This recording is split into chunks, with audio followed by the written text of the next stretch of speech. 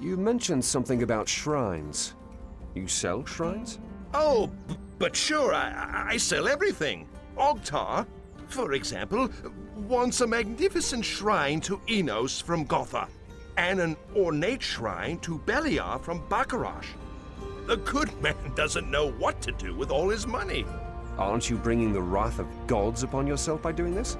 I've studied the gods all my life, and I can tell you one thing.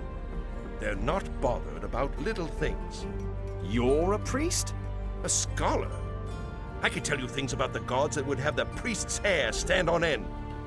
Only ever interested in one side of the coin, that stubborn lot. They never want to hear the whole truth. That's sacrilege. Bah! I've been doing this for over 20 years. If the gods are wrathful about it, they're taking their bloody time doing something about it. Don't you want to hear a little forbidden knowledge about the gods, Fearful of the wrath of Enos? I don't fear the gods. Tell me what you know about Enos. You must have learned to love, honor, and fear the sun god as a child, am I right? Fire, light, order. The embodiment of all that is good in the world, isn't it? Right. Wrong! Enos is no friend of mankind. Without his brothers, he would bring absolute order to the world. Rigid, smoldering, merciless. Freedom is anathema to Enos. Are you seriously trying to tell me that bringing order to the world is bad? King Robar brings order to the world. He wants to unite all of the warring kingdoms for all our sakes. The price of freedom is war. Let's change the subject. What about Beliar? Don't tell me his true goals are love and peace. No, but he's not as terrible as the Enos priests would have us believe. Oh, so it's just a misunderstanding and he really only wants what's best for us. No. Beliar wants to annihilate us all. He is an enemy of man through and through. But? He also represents freedom, self-confidence, independence, and ambition. They didn't tell you that in the temple?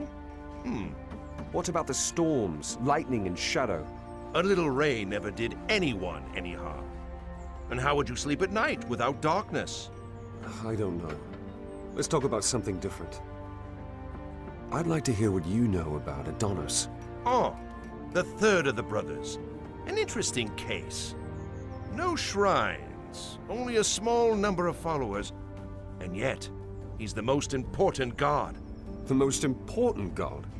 That's Enos. No, Enos only has the most followers. But to Adonis, we owe our survival. He created us.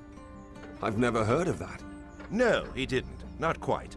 But he certainly prevented us from being destroyed in the midst of his brother's feud. Adonis represents balance, the middle.